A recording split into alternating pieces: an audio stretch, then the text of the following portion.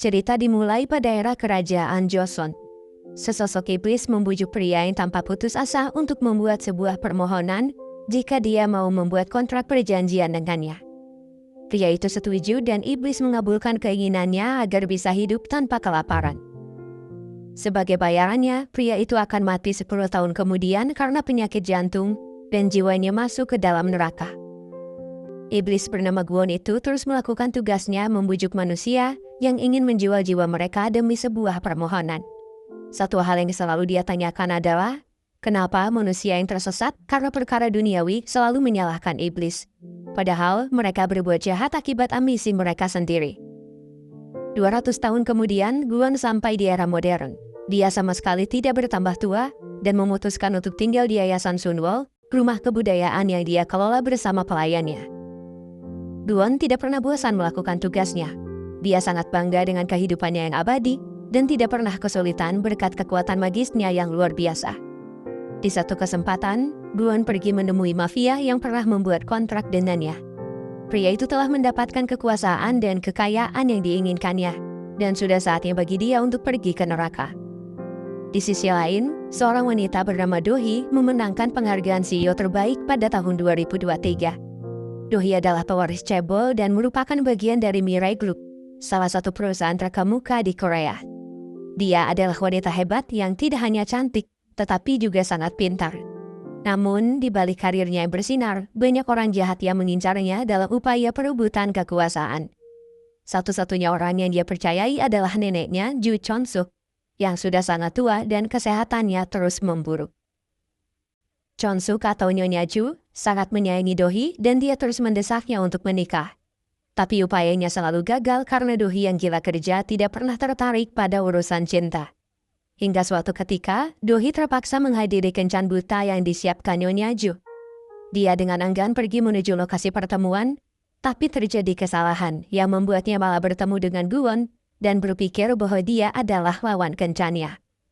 Meski Do-hee menganggap Gwon tampan, dia tidak tertarik untuk menjalin hubungan dengannya. Dia terus bersikap seenaknya untuk memberikan kesan buruk. Gwon yang sedang menikmati waktunya merasa terganggu, dan dia juga bersikap tidak sopan kepadanya. Pertemuan mereka benar-benar kacau dan penuh sarkas. Ketika pesanan cake milik Gwon terjatuh dan hampir mengenai Do-hee, Gwon melindunginya dengan elegan dan membuat wanita itu merasakan getaran cinta untuk pertama kalinya. Do-hee yang tersipu malu pergi ke toilet. Dia berpikir Gwon menyiapkan kejutan untuknya karena ini adalah hari ulang tahunnya. Gwon tentu saja memesan cake itu untuk dirinya sendiri, tapi keadaan semakin kacau ketika anak buah mafia sebelumnya datang untuk balas dendam, berpikir bahwa Gwon bertanggung jawab atas kematian bos mereka. Setelah mengalahkan para preman dengan kekuatan magisnya, Gwon yang kesal mengusir Do-hee dari restoran, membuatnya sangat kecewa dan dia memutuskan untuk menutup hatinya lagi. Do-hee punya lebih banyak pikiran daripada kisah cinta yang gagal.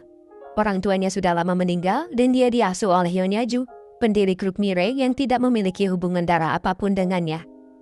Anak-anak Nyonya Ju tidak suka jika Do-hee yang bukan bagian dari keluarga mewarisi perusahaannya, dan karena itu mereka sangat ingin menyingkirkannya. Sementara itu, hubungan Do-hee dengan Nyonya Ju sangat menggemaskan. Keduanya saling bertengkar tanpa ampun, tetapi jelas bahwa ini adalah hubungan yang dibangun atas dasar cinta dan kasih sayang. Alasan Nyonya Ju bersikeras mendesaknya untuk menikah adalah agar Do-hee dapat menemukan seseorang yang akan terus berada di sisinya setelah dia meninggal. Do-hee menghabiskan sisa hari ulang tahunnya dengan merenung di pantai. Namun saat dia menyewa supir pribadi, semuanya menjadi tidak beres. Tampaknya, supir misterius itu dikirim oleh seseorang untuk melenyapkan Do-hee, tapi dia berhasil menghindarinya dan bertemu dengan Gwon yang setuju untuk menyelamatkannya meski belum membuat kontrak. Setelah menyingkirkan penyerang sebelumnya, Gwon menghampiri Do-hee untuk membantu, tapi pembunuh sebelumnya bangkit dan mengemudikan mobil ke arah mereka. Gwon mencoba menggunakan kekuatannya untuk memindahkan Do-hee tapi gagal, dan mereka berdua melompat ke perairan untuk menyelamatkan diri. Keduanya pingsan dan terbangun di daratan. Gwon tidak mengerti karena kekuatannya ternyata berpindah kepada Do-hee, ditandai dengan tato salib miliknya yang sekarang ada di tangan gadis itu. Suasana menjadi sangat indah ketika waktu di sekitar terhenti dan Gwon terus menatap Do-hee sambil memegang tangannya.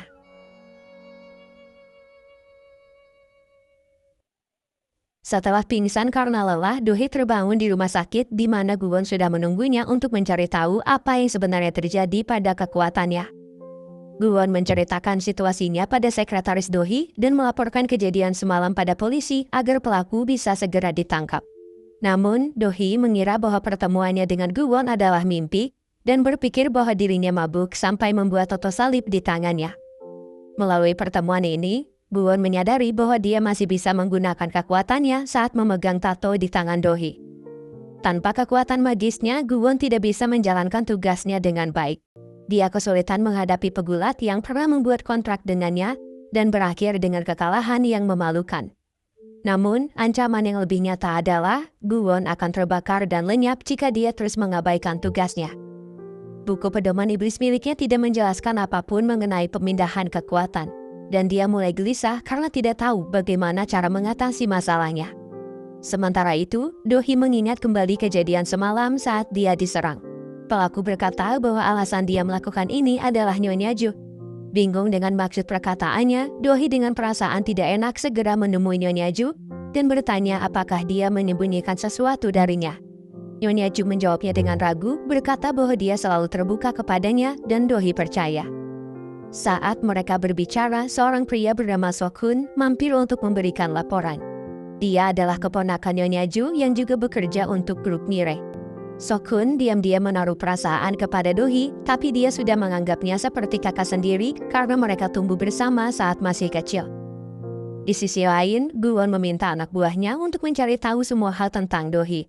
Pelayan itu adalah Bok-gyu, reinkarnasi pria yang pernah membuat kesepakatan dengan Gu-won di era kerajaan Joseon, dan di kehidupan kali ini dia membuat kesepakatan baru untuk melayaninya.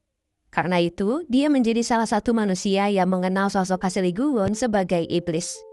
Melalui penyelidikannya, Bok-gyu menjelaskan bahwa ayah Do-hee menjadi bagian dari pendiri grup Mirai. Dan karena hubungan tersebut, Nyonya Ju merasa bertanggung jawab untuk merawat Do-hee setelah kedua orang tuanya meninggal karena kecelakaan. Dengan semua kerja kerasnya, Do-hee mendirikan perusahaannya sendiri yang bergelut di bidang makanan, dan akhirnya bergabung dengan grup Mirai untuk mengembangkannya. Gu-won memutuskan untuk memikat hati Do-hee agar dia bisa berada di sisinya setiap saat dan mencari tahu penyebab kekuatannya berpindah. Setelah bertemu dengan gadis itu, dia mengaktifkan kekuatannya dan segera pergi menemui pegulat sebelumnya untuk mengirimnya ke neraka. Do-hee kaget tapi gagal memahami apa yang sedang terjadi. Dia sempat berpikir bahwa Gu-won menyukainya, tapi ternyata laki-laki itu hanya ingin kekuatannya kembali. Gu-won ingin memastikan apakah perpindahan kekuatannya disebabkan oleh air atau bukan, dan karena itu dia mendorong Do-hee ke sungai. Do-hee terkejut dengan tindakannya dan mulai menangis, bertanya mengapa Gu-won tega melakukan itu. Do-hee sudah sangat trauma dengan apa yang terjadi kepadanya tempo hari, dan fakta bahwa ada banyak pihak yang ingin mencelakainya membuat hidupnya tidak tenang. Dia terus menangis menanyakan kesalahan apa yang dia lakukan hingga pantas mendapatkan perlakuan seperti itu. Do-hee pergi meninggalkan Gu-won yang akhirnya menyesali tindakannya. Namun ketika dia menyeberangi jalan dalam perjalanan pulang, seseorang mencoba menuangkan cairan asam padanya. Syukurlah Gu-won tiba tepat waktu untuk melindunginya, dan dia segera menyembuhkan lukanya setelah memegang tato di tangan Do-hee. Melalui kejadian ini, Do-hee akhirnya percaya bahwa semua kejanggalan yang terjadi selama ini bukan ilusi, dan dia akhirnya tahu bahwa Gu-won bukan manusia biasa.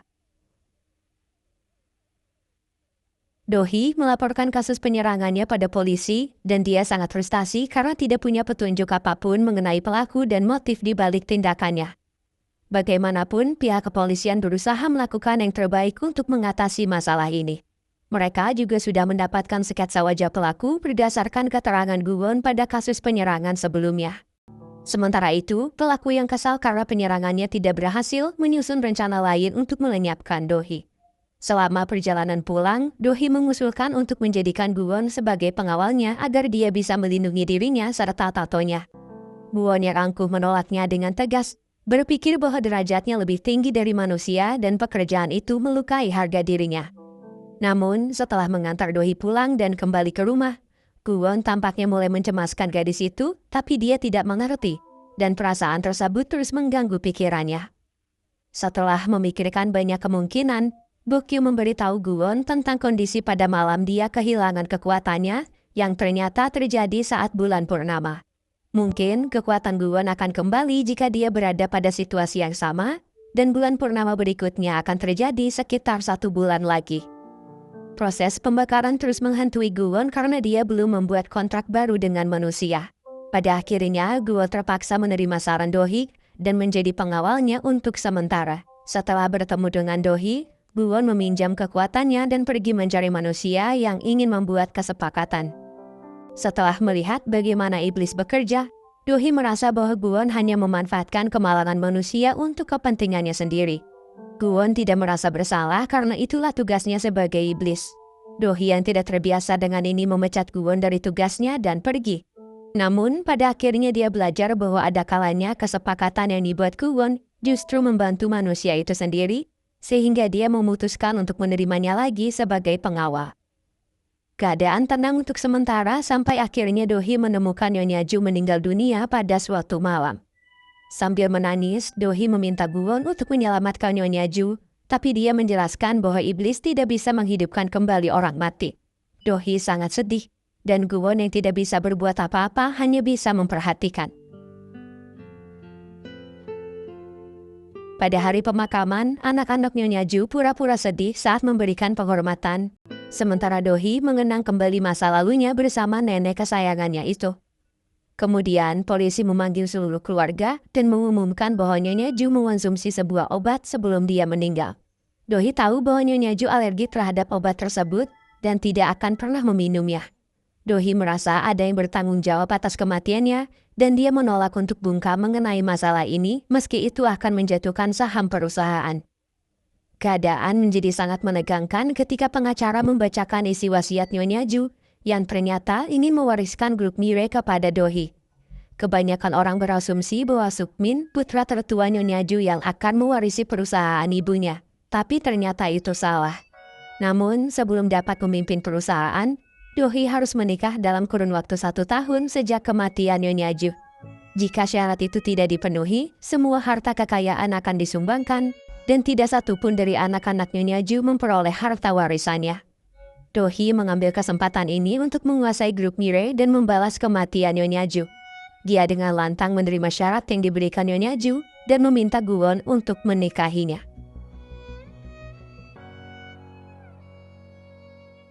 Guwon menolak ajakan Do-hee untuk menikah di hadapan semua orang dan wartawan. Anak-anak Nyonya Ju masih tidak percaya dengan keputusan mendiang ibu mereka, terutama Sukmin yang pernah punya pengalaman tidak baik dengan ibunya. 12 tahun yang lalu dia pernah menabrak seseorang saat mengemudi dalam keadaan mabuk, tapi ibunya tidak mau membantu dan membiarkannya dihukum. Adik perempuan Sukmin, Su-an, yang juga tidak terima dengan keputusan Nyonya Ju, mengusulkan beberapa cara agar mereka bisa mendapatkan warisannya. Sokun berjanji akan membantu Do-hee menemukan dalang di balik kematian Nyonya Ju. Dia benar-benar menaruh perhatian pada gadis itu dan siap melakukan apapun untuknya. Namun, Do-hee belum menyadari bahwa semua perbuatannya didasari oleh cinta, karena dia sudah menganggapnya seperti kakak sendiri. Berita Guwon menolak lamaran Do-hee menyebar di internet.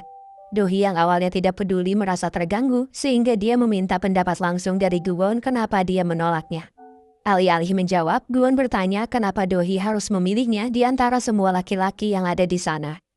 Do-hee diam tersipu malu, menyadari bahwa saat itu dia hanya memikirkan Guwon, dan mungkin secara tidak sadar dia sudah menyukainya. Do-hee dengan kesal berkata bahwa dia tidak serius dengan perkataannya, dan tidak akan menikah dengan Guwon meski hanya dia pria yang tersisa di dunia. Dalam perjalanan pulang, Do-hee bercerita tentang mendiang orang tuanya dan bagaimana dia menggunakan pekerjaan untuk menghindari perasaan sedih, bersalah, dan mengasihani diri sendiri. Guwon mencoba memahami perasaannya, dan dia mengantarnya pulang dengan sangat hati-hati, membiarkannya tertidur pula selama perjalanan. Setibanya di rumah, Do-hee membaca surat Nyonya Ju yang membuatnya menangis. Dalam surat itu, Nyonya Ju menjelaskan keputusannya dan meminta maaf karena meninggalkan Do-hee untuk menghadapi anak-anaknya yang serakah. Dia meminta Do-hee untuk menemukan seseorang yang bisa membantunya saat mengambil alih perusahaannya, dan memintanya untuk menyerah jika dirasa tanggung jawab itu terlalu berat untuknya. Setelah memakamkan Nyonya Ju, Do-hee kembali bekerja dan Guwon terus menjaganya sebagai pengawal. Di sisi lain, Guwon juga mulai mengingat lebih banyak tentang kehidupan masa lalunya yang ternyata pernah menjadi manusia. Dia berbagi kenangannya dengan Bokyu yang juga mengingat kehidupan masa lalunya setelah bereinkarnasi. Bokyu prihatin karena kembalinya ingatan itu berarti Guwon kembali menjadi manusia yang tidak abadi.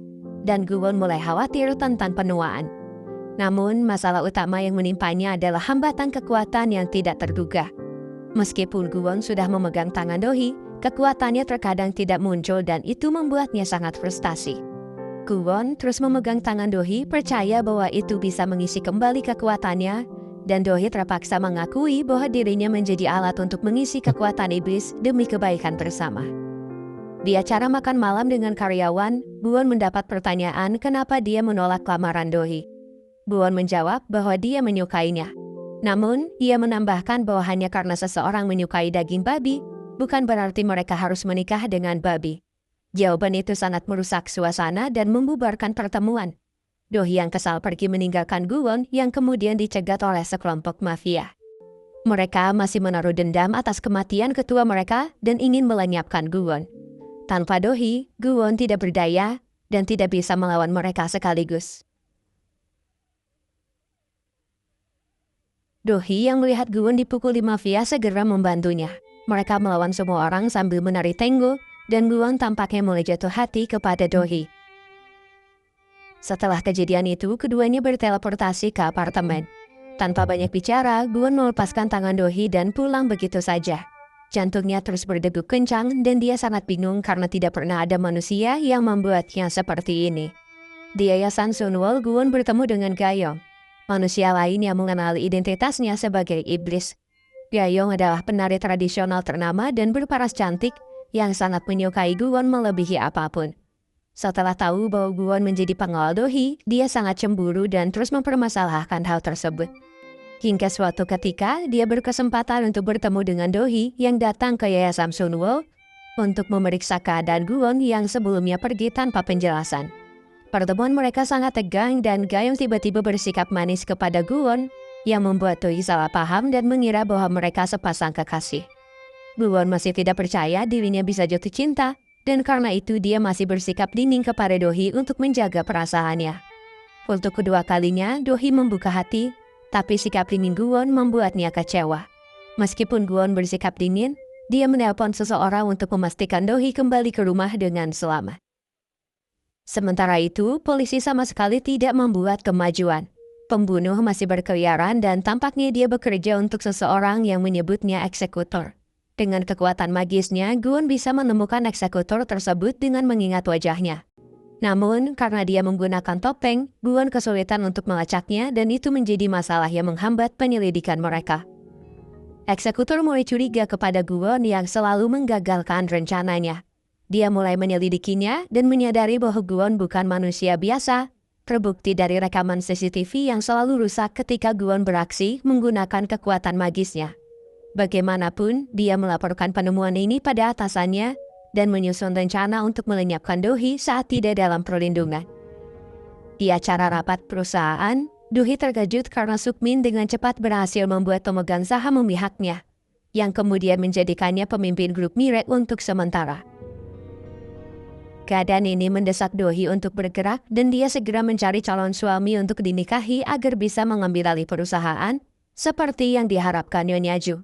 Sepanjang proses kencan, Guwon mulai terlihat cemburu dan dia semakin kesal ketika Dohee langsung mengajak pria yang ditemuinya untuk menikah. Guwon terus bersikap acuh tak acuh dan mengatakan dia tidak akan peduli lagi dengan apa yang Dohee lakukan. Jelas Dohee tidak bahagia dengan pernikahannya, tetapi dia tidak punya pilihan lain. Rasa cemburu membuat emosi Guwon tidak stabil dan sebagai iblis dia tidak tahu cara mengatasinya. Guwon yang kesal melampiaskan kemarahannya pada mafia yang selalu memburunya selama ini.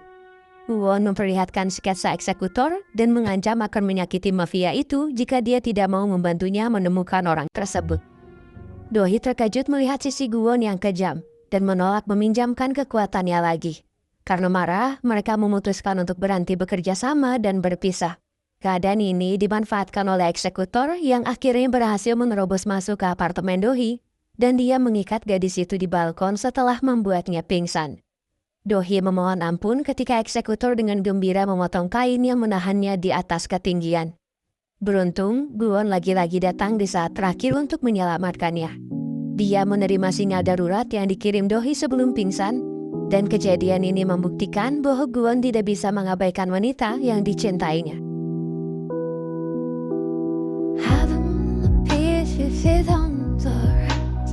If you can't see me, say a way to go. Make a way to go. You're a while up to fear. I don't know that someday I should have the window. Was drunk in the night, and I went from making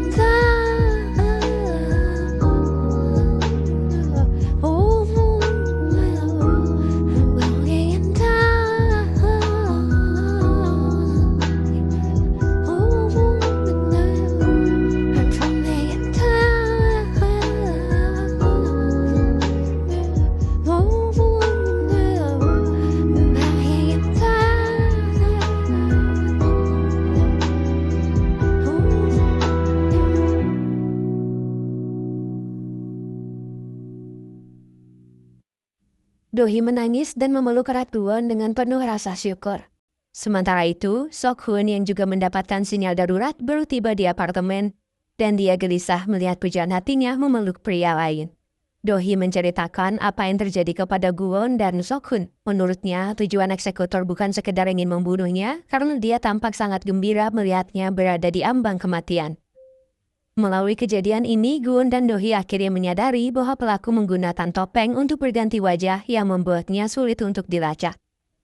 Sok-hun berterima kasih kepada Guwon karena telah menyelamatkan Dohee, tapi dia belum sepenuhnya percaya kepadanya.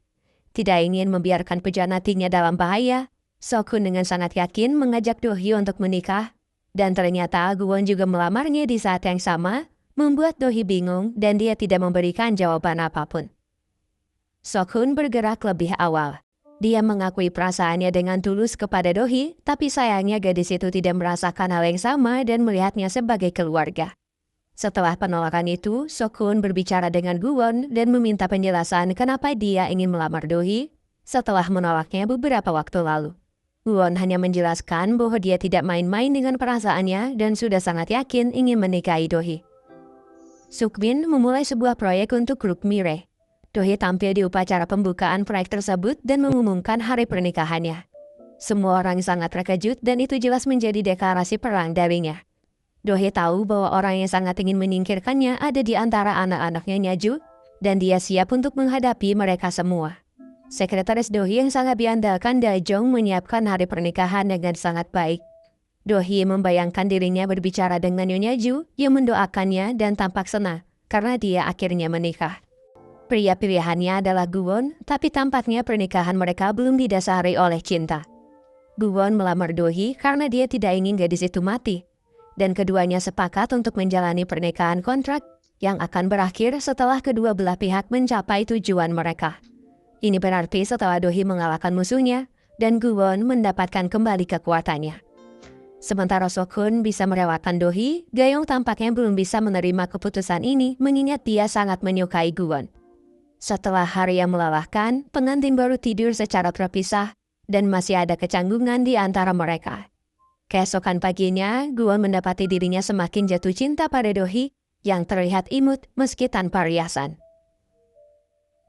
Di antara keturunan Nyonya Ju, Dohee sangat mencurigai Sukmin.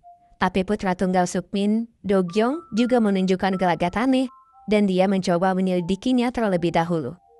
Meski tidak gila harta, Do-gyo menderita gangguan kesehatan mental yang membuatnya harus menemui psikiater. Karena suatu alasan, dia tidak menyukai Nyonya Ju. Hubungannya dengan Dohee juga tidak baik, dan masuk akal jika dia ingin menyingkirkannya. Dengan bantuan Guwon, Dohee membuntuti Do-gyong hampir sepanjang hari, sampai dia pergi ke loker penyimpanan di stasiun kereta bawah tanah. Do-gyong menyadari seseorang mengikutinya setelah melihat dua kepala mencuat dari bilik foto booth di stasiun. Dia mendekati Stan, tapi kekuatan Guwon tidak bekerja. Karena tidak bisa berteleportasi, Guwon mencium Dohee untuk menghilangkan kecurigaan, dan ciuman yang tiba-tiba itu membuat Do-hee sangat terkejut. Setelah membuka tirai, Do-gyung pergi tanpa kecurigaan apapun, dan sepertinya dia memang merencanakan sesuatu. Meski bingung dengan ciuman itu, Do-hee bersikap seolah itu bukan apa-apa dan Gwon mengambil foto mereka sebelum dia bisa melihatnya. Pencarian mereka pun tidak membuahkan hasil dan keduanya segera pergi. Di terminal, mereka bertemu dengan pengemis wanita yang sudah tua. Menariknya, dia cukup kekinian untuk menerima sumbangan dengan metode transfer atas nama PT Yesus.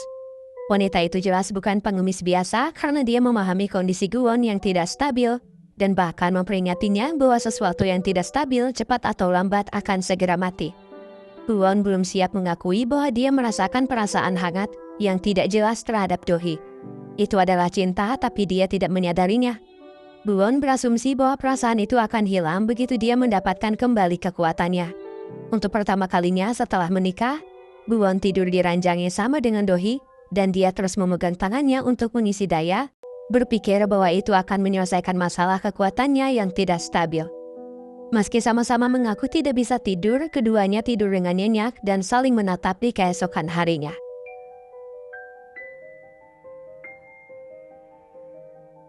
Di sisi lain, Ga-young yang masih patah hati pergi mabuk dan dia mengenang pertemuan pertamanya dengan Gwon. Kala itu, dia masih seorang gadis muda yang selalu diperlakukan kasar oleh ayahnya. Gwon muncul dan menyelamatkannya ketika dia mengambil nyawa ayah Ga-young dalam perjanjian kontrak. Setelah itu, Ga-young memohon pada Gwon untuk membawanya bersamanya, tapi dia menolak. Ga-young kemudian berjanji akan menemukannya lagi, dan meskipun itu sulit, dia berhasil melakukannya. Sekarang, untuk mengobati sakit hatinya, dia mabuk dan terlibat pertengkaran dengan orang kasar di jalan. Untungnya, Gwon menyelamatkannya lagi dan membawanya pulang. Gwon meyakinkannya bahwa pernikahannya dengan Do-hee palsu dan memintanya untuk tidak khawatir. Sementara itu, Sokun mulai menyelidiki Gwon dan mencari tahu semua hal tentang Yayasan Sunwoo yang ternyata sudah berdiri sejak puluhan tahun lalu. Mengejutkannya, dia menemukan foto lama yang memperlihatkan wajah Gwon dan tidak masuk akal baginya jika Gwon tidak mengalami penuaan sedikit pun. Dia menjelaskan situasinya kepada Do-hee karena khawatir akan terjadi sesuatu kepadanya. Sayangnya, Do-hee sudah mengetahui identitas asli Gwon dan mengklaim bahwa foto itu adalah kakeknya. Ketika Sokun bertanya kepada Gwon apakah dia manusia atau bukan, Gwon berusaha menyangkal kecurigaan tersebut. Namun, Sokun mengancam akan terus mencari tahu kebenarannya. Masalah baru muncul ketika seorang influencer di media sosial menyebarkan hoax, berkata bahwa Do-hee membunuh Nyonya Ju demi mendapatkan warisannya. Gwon segera menggunakan kekuatannya untuk menangkap dan mengancam influencer tersebut agar dia menghapus semua berita palsunya. Do-hee tahu dalang dibalik semua ini adalah Sukmin, dan dia datang menemuinya untuk mengonfrontasi. Do-hee memang lemah karena tidak punya banyak pendukung, tapi kehadiran Gwon sebagai iblis sudah cukup memberinya kekuatan dan keberanian untuk melawan. Di Yayasan Sunwoo, Gwon mendapat kabar bahwa buku panduan iblis miliknya hilang. Lebih buruk lagi, dia tidak tahu bahwa eksekutor berhasil menyelinap ke tempat tersebut dan memasang alat penyadap, yang membuat semua percakapan mereka tentang kekuatan iblis dapat didengar olehnya. Dan dialah yang mencuri buku pedoman iblis Gwon. Melalui game online, eksekutor segera memberitahu atasannya bahwa Gwon sejatinya memang iblis, dan secara mengejutkan, Do-gyung terlihat berkomunikasi dengan eksekutor, menandakan bahwa dia memang terlibat dalam rencana pembunuhan Do-hee. Namun, tampaknya rencana mereka berubah, di mana eksekutor setuju untuk melenyapkan Gwon terlebih dahulu. Do-hee dan Gwon memutuskan untuk pulang, dan mereka dikejutkan oleh geng mafia yang datang ke Yayasan Sunwoo. Namun, kali ini mereka meminta Gwon untuk menjadi pemimpin dan bersumpah akan setia kepadanya. Setelah melihat betapa kuatnya Gwon, para mafia sangat takjub dan ingin mengabdikan diri mereka untuk melayaninya.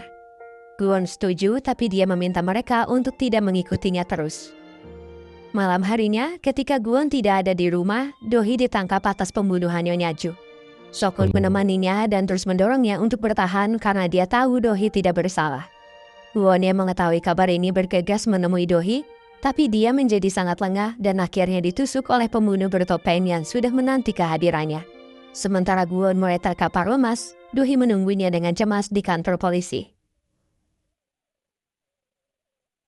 Di saat Guwon tidak berdaya, Bukyu datang menyelamatkannya, mendorong pelaku dan separuh topengnya terlepas. Guwon dapat melihat wajahnya saat pembunuh melarikan diri dan wartawan mulai berkerumun untuk berita penangkapan Dohee. Guwon dilarikan ke rumah sakit. Dokter memberitahu Bukyu dan Gayong bahwa kondisi Guwon sangat parah dan kecil kemungkinannya untuk bertahan. Di kantor polisi, berita penikaman Guwon sampai ke telinga Dohee. Detektif baik hati yang tahu bahwa Dohee tidak bersalah, membantunya menyelinap dan mengunjungi Guwon di rumah sakit. Begitu Dohee tiba di rumah sakit, Gayong menyerang dan menyalahkannya atas apa yang terjadi.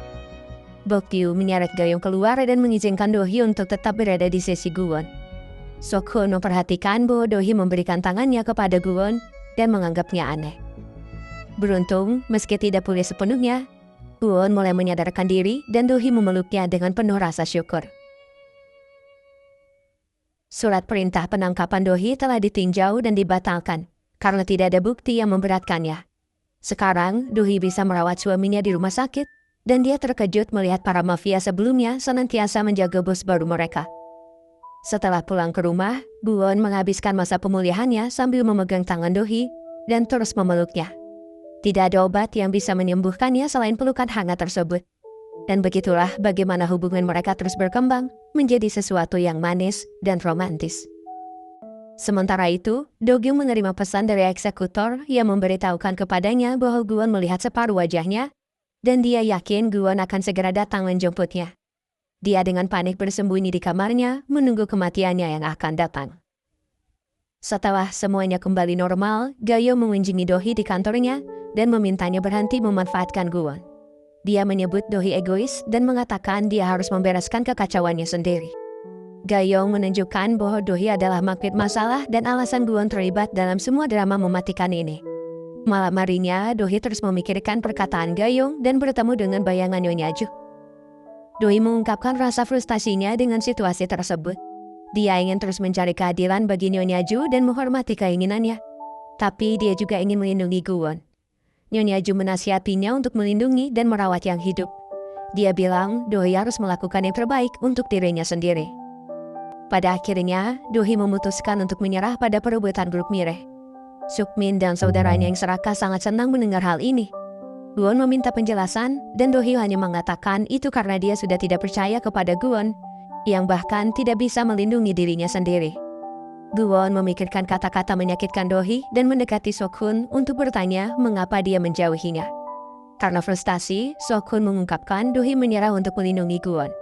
Sepanjang hidupnya, dia telah kehilangan orang yang dia cintai dan tidak ingin kehilangan siapapun lagi. Setelah mendengar ini, Guwon melacak Dohee dan menemukannya di taman milik mendiang Nyonya Ju. Dohee menegaskan sekali lagi bahwa Guwon akan mati jika terlibat dalam perangnya. Tapi dia tidak peduli dan menciumnya dengan penuh kasih sayang.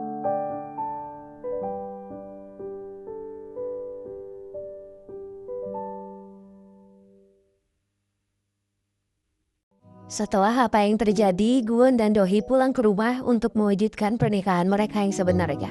Dan keduanya larut dalam kisah asmara yang sangat bergairah. Lost in the city lights, our love's electric right. You make me feel alive. I know July is gone. You make me feel at home in the neon glow. As the leaves change color, I dive into you. When summer's fading, there's nothing to do but bask in the glory of the winter sun. Maybe this is the season of love.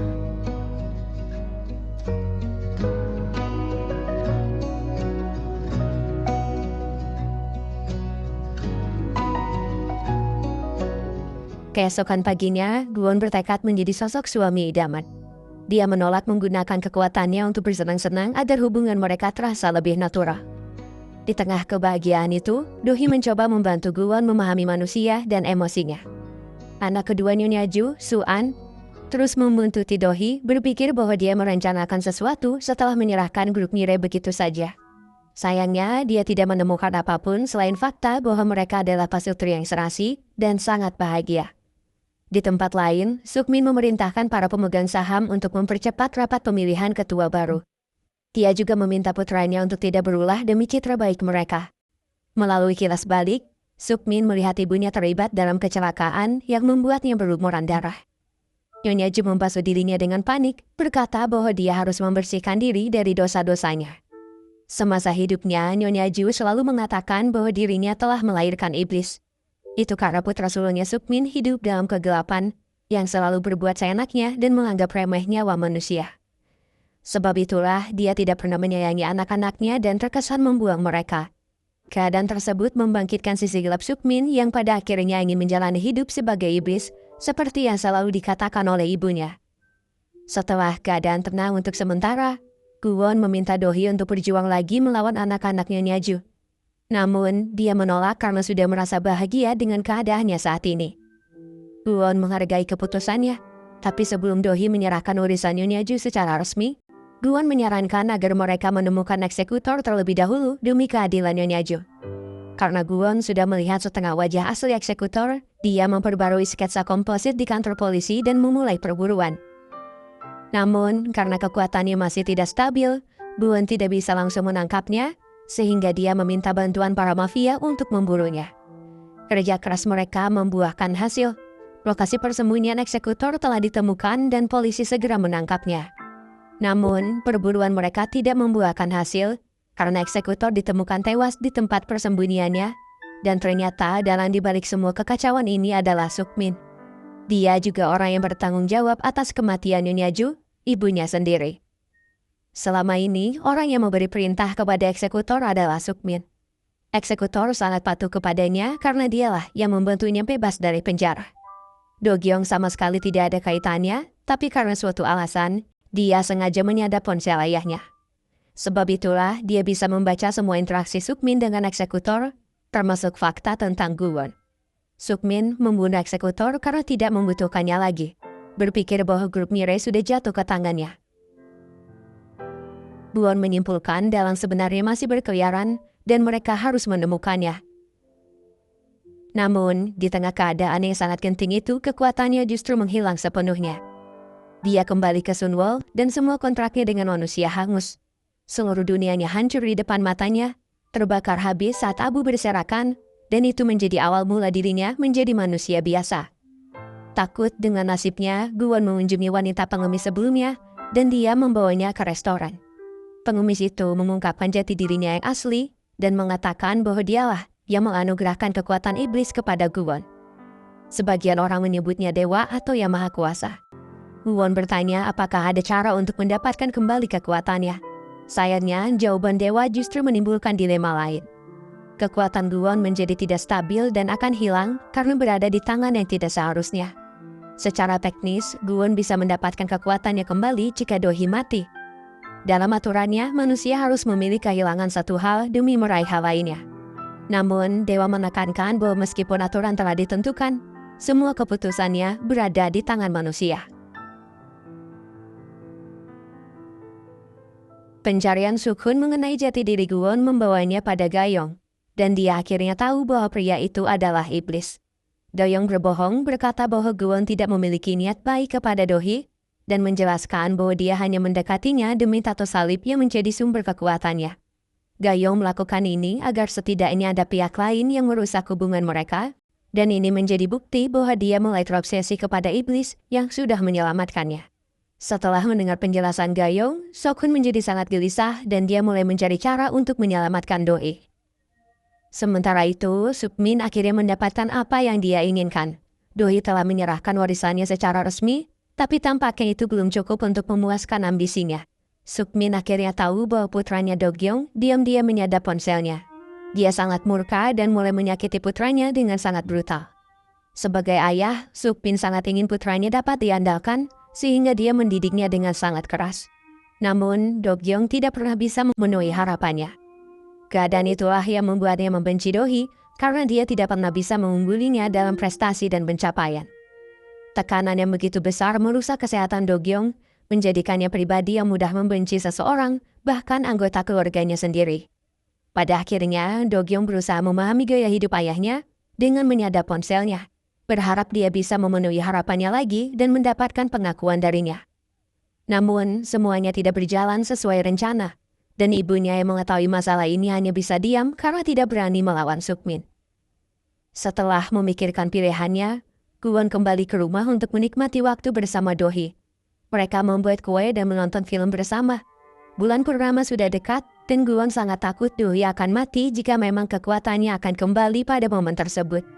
Karena itu, dia memutuskan untuk merelakan kekuatannya dan meninggalkan kehidupannya saat ini. Namun, hatinya goyah. Setelah mendengar perkataan Do-hee dalam tidurnya, ia memintanya tetap tinggal. Pada akhirnya, Guwon mengunjungi dewa dan menjelaskan bahwa dia sudah membuat pilihan untuk nasibnya. Guwon mengikuti perkataan dewa sebelumnya bahwa meskipun aturan telah ditentukan, manusia bisa membuat keputusannya sendiri. Dengan prinsip itu, Guwon memutuskan untuk tidak menyerahkan kekuatannya dan berusaha semaksimal mungkin untuk menyelamatkan Do-hee. Keesokan paginya, Guwon memberitahu Do-hee tentang bulan purnama dan cara mendapatkan kembali tatonya. Do-hee senang karena ada solusi nyata dan menyarankan agar mereka melakukan ritual penyerahan sambil bulan madu. Sebelum pergi, Do-hee bekerja setengah hari dan dia menghabiskan banyak waktu untuk menyusun rencana bulan madu yang sempurna. Namun, kebahagiaannya tidak bertahan lama ketika Gayong mengunjunginya. Gayong memahami situasi Guwon dan cara mendapatkan kembali kekuatannya. Karena itu, Gayong menyerahkan sebotol racun dan meminta Do-hee untuk mati, agar kekuatan Guwon kembali dan dia bisa bertahan hidup. Guwon menyela pembicaraan mereka dan memarahi Gayong. Dia memintanya untuk sadar diri dan berkata bahwa dia bukan siapa-siapa baginya. Setelah menemui Bokyu dan mengetahui kebenaran tentang Guwon, Do-hee memutuskan untuk terus berharap dan bertarung sampai akhir bersama suaminya. Guwon tersentuh dan mereka akhirnya pergi menyambut bulan purnama. Di tengah perjalanan, Do-hee mampir ke minimarket. Di samping itu, Do-gyong yang ingin membuktikan potensinya pada sang ayah bersiap untuk melenyapkan Do-hee. Dia menabrakkan mobilnya pada Do-hee dan membuat minimarket terbakar. Gayong yang baru tiba di lokasi kejadian bersama Sok-hun berusaha menghentikan Guwon, tapi dia bersikeras ingin menyelamatkan istrinya. Sok-hun tidak bisa berbuat apa-apa karena tangannya terluka akibat ledakan. Guwon menembus kobaran api dan menemukan surat Do-hee yang ternyata ingin mengorbankan dirinya demi keselamatan Guwon, dan berharap dia akan mengerti. Guwon pingsan setelah terkena puing-puing yang berjatuhan, sementara dewa menyaksikan tragedi ini. Dia tidak terkejut bahwa pasangan itu memilih satu sama lain, dan percaya bahwa sudah menjadi sifat dan takdir manusia untuk membuat pilihan seperti itu. Guwon yang tersadar tidak mau menyerah, dan terus merangkak menuju Do-hee. Begitu dia memegang tangannya, bersamaan dengan bulan purnama, tato salib akhirnya berpindah padanya, dan dia bisa segera menyelamatkannya.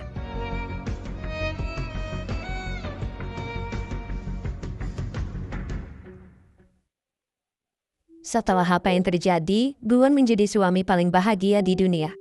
Kekuatannya kembali dan cintanya aman.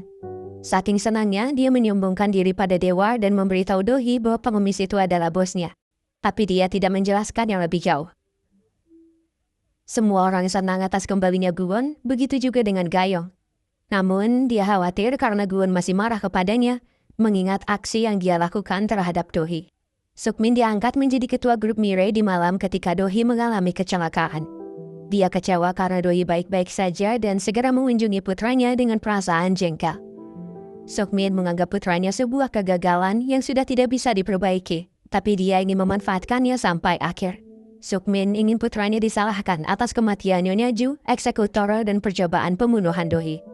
Pada akhirnya, Do-gyo menetap di penjara menggantikan ayahnya dan dia mulai menggila.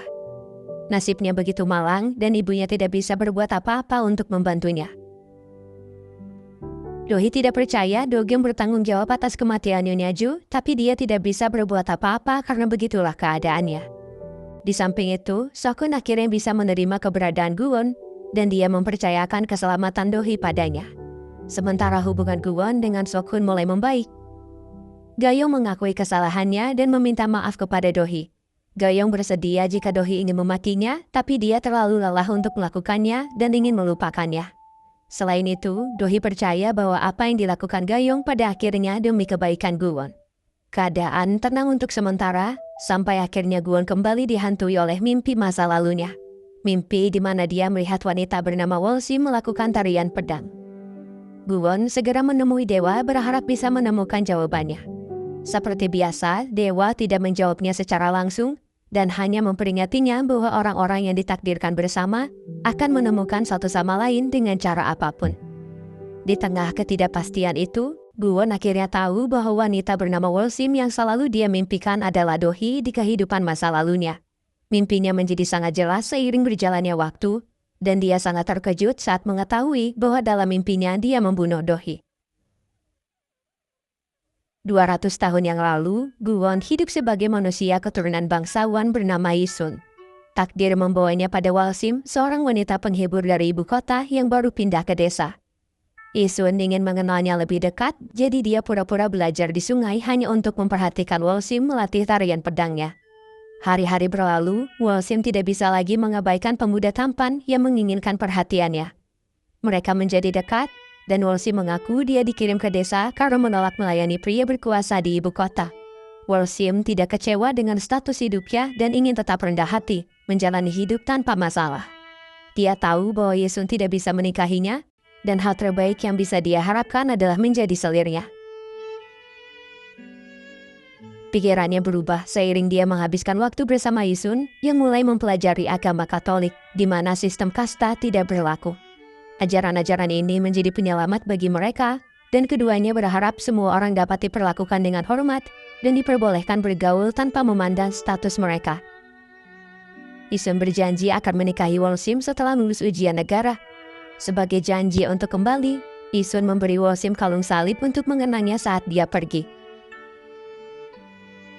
Sayangnya, terjadi kekacauan ketika para petinggi mulai waspada dengan ajaran Katolik yang dianggap tidak sejalan dengan kerajaan.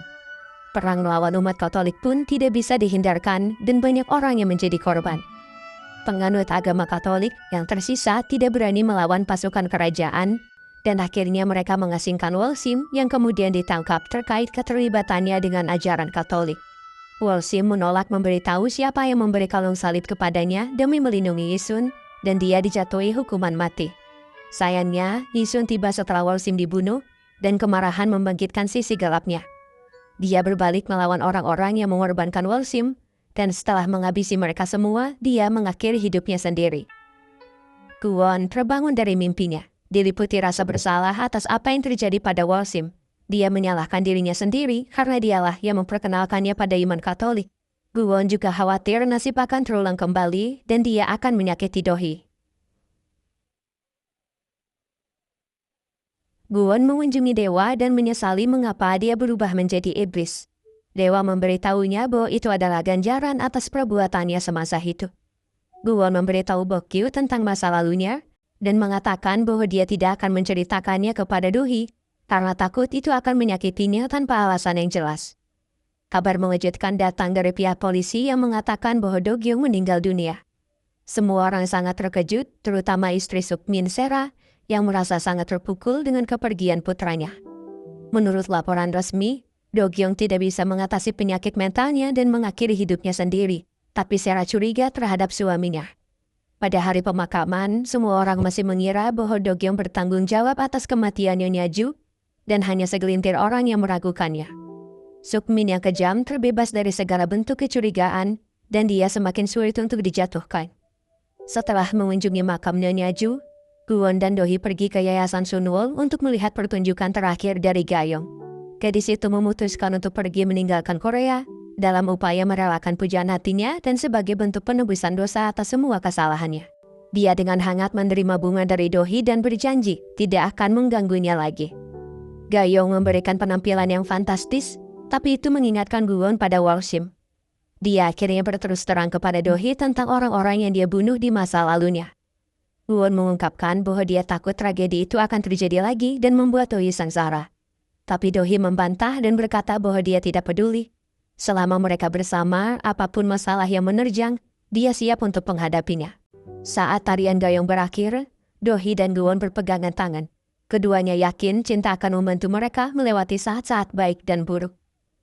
Keadaan tenang untuk sementara. Sebagai suami yang manis dan berbakti, Guwon menggunakan kekuatannya untuk menyiapkan sarapan Dohi. Setelah itu, mereka berangkat kerja dan merencanakan liburan Natal pertama mereka.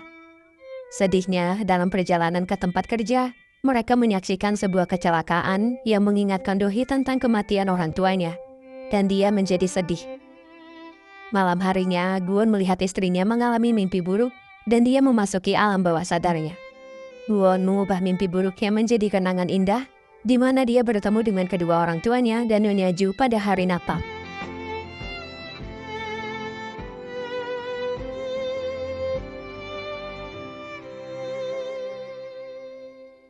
Masalah baru muncul ketika Sukmin bertindak otoriter di perusahaan.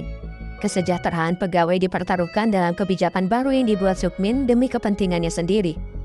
Sokune tidak setuju menentangnya, tapi dia tidak berdaya karena mayoritas pemegang saham tunduk kepada Sukmin. Do-hee menemui Sukmin untuk memperingatinya bahwa rencana serakahnya ini hanya akan membawa kehancuran bagi grup Mirai.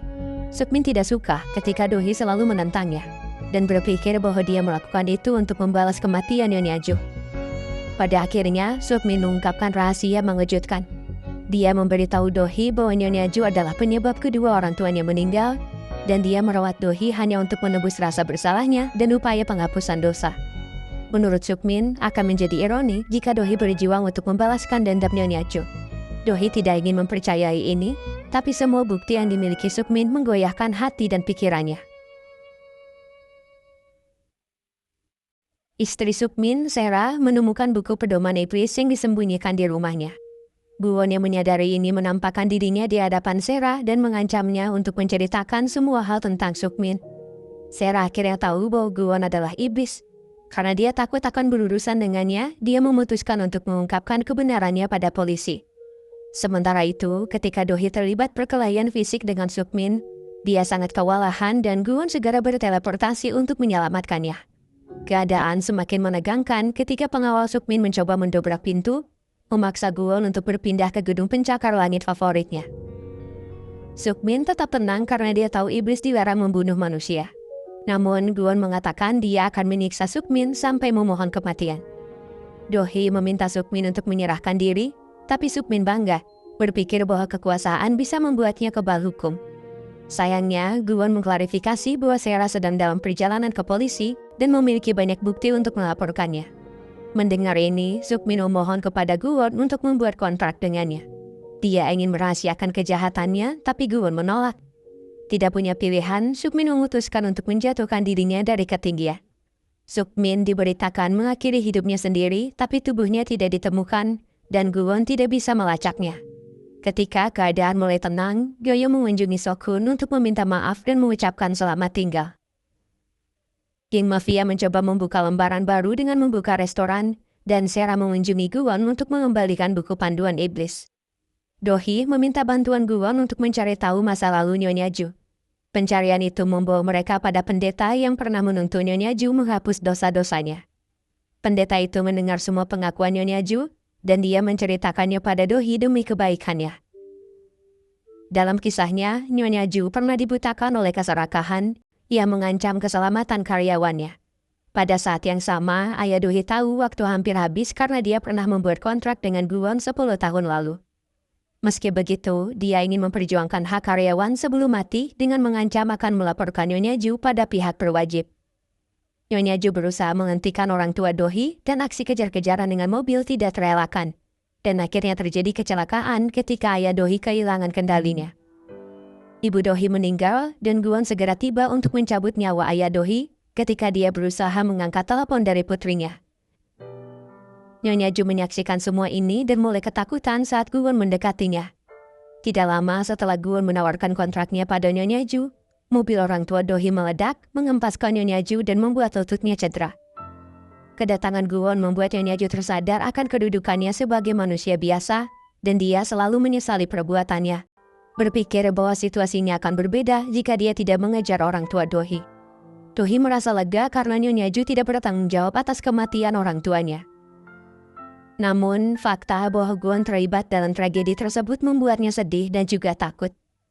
Gun mendengarnya menangis di kamar mandi tanpa tahu apa yang terjadi, dan dia mengunjungi pendeta sebelumnya yang ternyata bisa merasakan keberadaan iblis. Melalui pertemuan ini, Gun akhirnya ingat bahwa dia pernah bertemu Nyonya Ju saat membawa ayah Do-hee ke neraka. Pendeta tersebut yakin bahwa Guwon akan lebih menyakiti Dohee dan menyarankan dia untuk pergi sebelum keadaan menjadi lebih buruk. Guwon merasa sangat bersalah kepada Dohee. Setelah gagal melindunginya di kehidupan masa lalu, kontrak yang dia buat dengan ayah Dohee justru menimbulkan luka mendalam bagi pujaan hatinya itu, yang pada akhirnya tumbuh tanpa sosok ayah dan ibu. Dewa yang mengetahui masalah ini menghibur Guwon, berkata bahwa semua itu tidak ada hubungannya dengan fakta bahwa dia adalah iblis. Malamnya, Guwon menunggu Dohee di luar kantornya dan mengajaknya berjalan-jalan. Dohee mencoba tetap tenang meski ada sedikit rasa takut dalam dirinya. Sampai akhirnya Guwon dengan berat hati memintanya untuk melepaskan diri dari malapetaka yang tidak lain dan tidak bukan adalah dirinya sebagai iblis. Dohee melepaskan tangan Guwon dan air matanya mengalir saat dia terus menyebut namanya dan menyadari bahwa iblisnya telah pergi. You're like a ghost in my mind. I can't escape you. I need to believe it was right letting you go. 'Cause you are like a ghost in my mind. I wanna escape you, but I do not believe it was right letting you go. I can't stand the thought of losing you. Tell me, do you think of me too? 'Cause every song just reminds me of you and it kills me. No, it was a mistake letting you go. 'Cause every song just reminds me of you and it kills me. No, it was a mistake letting you go. 'Cause every song just reminds me of you and it breaks my heart. You're still here though we're apart.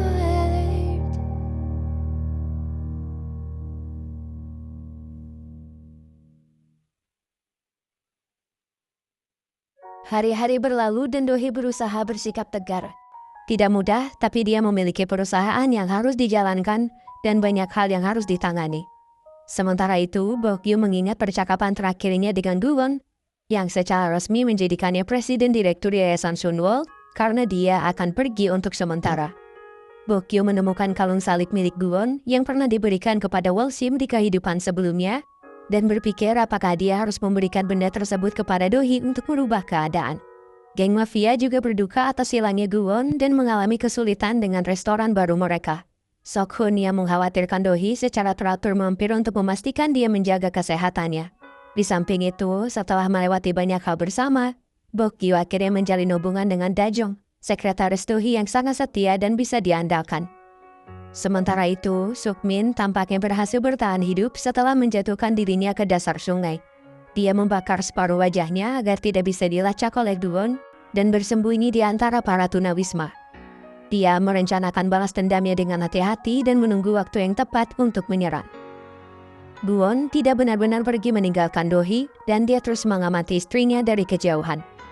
Dohee sangat merindukan Guwon, tapi dia menolak untuk mengakui bahwa dirinya menderita dan merasa kesepian. Guwon selalu mengunjunginya saat dia tidur dan merawatnya dengan penuh kasih sayang. Bahkan ketika Dohee mabuk di acara tamasya perusahaan dan kakinya terluka karena jatuh, Guwon menyembuhkan luka di lututnya dan menidurkannya dengan aman. Dohee yang menyadari ini mulai merasa bahwa Guwon masih ada di sekitarnya dan rasa rindunya semakin berat. Pada akhirnya, Dohee pergi ke Yayasan Sunwol untuk mengenang kepergian suaminya. Dia bertemu dengan Bokyu yang memberinya kalung salib dan berkata bahwa itu dapat membantunya saat merindukan Guwon. Dohee mengenakan kalung tersebut sebelum tidur yang ternyata memicu ingatannya sebagai Wolsim, wanita penghibur yang muak dengan kehidupannya dan hampir menyerah. Namun, pertemuannya dengan Yisun memberinya alasan untuk hidup. Ia kemudian jatuh cinta padanya dan bahkan setelah dibunuh karena beragama Katolik, ia tidak menyesali pilihannya. Setelah melihat kehidupan masa lalunya, Dohee memahami Guwon dengan lebih baik. Ketakutan dalam dirinya adalah hal yang wajar. Berhubungan dengan iblis yang terlibat dengan kematian orang tuanya bukan perkara mudah, dan jelas itu membuatnya menderita secara pikiran. Namun, setelah memahami Guwon dengan semua alasan dan keputusannya, Do-hee menyadari bahwa itu tidak ada kaitannya dengan cinta mereka yang suci. Do-hee mencoba menemukan keberadaan Gu-won, tapi di tengah perjalanan dia ditangkap oleh Suk-min. Ia mengancam akan membunuhnya jika Gu-won tidak muncul. Suk-min sangat delusi dan menyalahkan orang lain atas kejatuhannya, sehingga dia ingin balas dendam kepada Do-hee dan Gu-won. Ketika Suk-min melukai Do-hee, Gu-won muncul dan sangat murka kepadanya. Dia bisa dengan mudah melenyapkannya, tapi Do-hee terus menenangkannya agar tidak melebihi batas. Sayangnya, keputusan itu tidak membuat Suk-min sadar. Dia dengan brutal menembakkan senapan miliknya kepada Do-hee, yang membuatnya meninggal seketika dan membuat Gu-won patah hati. Setelah mendapatkan serangan telak dari Gu-won, Suk-min terkapar lemah. Sambil menangis, Gu-won mengutip kitab suci sebelum menukar kehidupannya dengan keselamatan Do-hee. Tindakannya melanggar takdir Tuhan dan dia menerima konsekuensinya dengan lapang dada saat tubuhnya mulai terbakar. Do-hee terbangun dalam pelukan Gu-won dan bertanya apakah dia menyelamatkannya. Gu-won tersenyum dan berkata bahwa dia menyelamatkan dirinya sendiri. Tubuhnya pun perlahan menghilang, membuat Do-hee diliputi air mata dengan kenyataan bahwa suaminya telah pergi untuk selama-lamanya. Setelah kematian Gu-won, Do-hee tenggelam dalam kesedihan dan tidak dapat berbuat apa-apa. Bok-kyu, Ga-yong, dan semua orang yang tahu meratapi kepergian Gu-won. Polisi menangkap Suk-min, tapi dia hanya menggerutu dan terus tertawa, berpikir bahwa dia menang dan puas dengan dirinya sendiri. Dia dijatuhi hukuman mati setelah semua perbuatannya selama ini. Itu berarti dia akan mendekam di penjara sampai hari eksekusinya tiba. Tidak mudah bagi Do-hee untuk merelakan Gu-won. Dia sudah membuat rencana liburan Natal yang indah bersamanya, tapi semua itu hanya tinggal kenangan. Tepat pada hari Natal, Do-hee mencoba membuat kontrak dengan Gu-won yang ingin dia kembali. Dewa yang mengamatinya merasa kasihan dan setuju untuk memenuhi keinginannya tanpa bayaran apapun. Itu adalah hadiah karena dia sudah menjalani hidupnya dengan baik. Gu-won tiba-tiba muncul di hadapan Do-hee, dan untuk sesaat waktu berhenti ketika tetesan air melayang di sekelilingnya. Keduanya saling berpelukan dengan penuh rasa syukur. Mereka telah melalui banyak hal dan pantas mendapatkan akhir yang bahagia. Gu-won sangat berterima kasih kepada Dewa yang telah memberinya kesempatan kedua. Dewa menjelaskan bahwa dia merasa tergerak oleh pengorbanan Do-hee dan perjuangan mereka untuk menggapai cinta. Karena itu, dia mengabulkan keinginannya dan mengembalikan pekerjaan Gu-won sebagai iblis. Kembalinya Gu-won membawa kebahagiaan untuk orang-orang di sekelilingnya, terutama Do-hee yang memutuskan untuk menghargai setiap momen bersamanya. Gu-won akhirnya mengungkapkan bahwa ayah Do-hee membuat kontrak dengannya untuk menyelamatkan istrinya yang sedang hamil dan mengalami kecelakaan lalu lintas. Do-hee terkejut mendengar bahwa kesepakatan itu dimaksudkan untuk menyelamatkannya dan memahami bahwa dia mendapat 10 tahun yang bahagia bersama orang tuanya berkat kesepakatan tersebut. Di satu kesempatan, Do-hee mengunjungi Suk-min di penjara dan memberitahunya bahwa Gu-won telah kembali. Fakta itu membuat Suk-min sangat frustasi karena pada akhirnya dia hanya menghancurkan dirinya sendiri. Penderitaannya pun semakin lengkap ketika dia melihat bayangan ibunya di dalam sel yang membuatnya sangat tersiksa dan hampir gila. Di sisi lain, istri Suk-min, Sera, mencoba melanjutkan hidupnya dan meninggalkan perusahaan. Dia sudah belajar dari kesalahannya dan memutuskan untuk membangun tempat penampungan bagi anak-anak korban kekerasan dalam rumah tangga.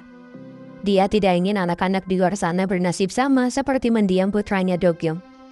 Sera meminta maaf kepada Do-hee dan berjanji untuk berusaha menjadi lebih baik. Adik Suk-min, Su-an, juga mencoba yang terbaik untuk melanjutkan hidupnya di jalan yang benar. Sebelum berangkat ke luar negeri, Ga-yeong mengunjungi lingkungan lamanya dan bertemu dengan anak kecil yang dianiaya oleh ayahnya. Ga-yeong segera melindunginya yang membuatnya teringat masa lalu saat Gu-won menyelamatkannya.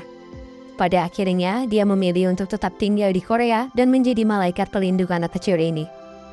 Sementara itu, Do-hee mempercayakan Sok-hun untuk memimpin grup Mirai karena dia hanya ingin fokus untuk mengembangkan perusahaannya sendiri. Cerita berakhir ketika Gu-won dan Do-hee menjalani hari-hari mereka sebagai pasangan suami istri yang bahagia. Mereka juga sering bertengkar seperti pasangan pada umumnya, namun mereka tetap saling mencintai, dan begitulah bagaimana keduanya menjalani kehidupan.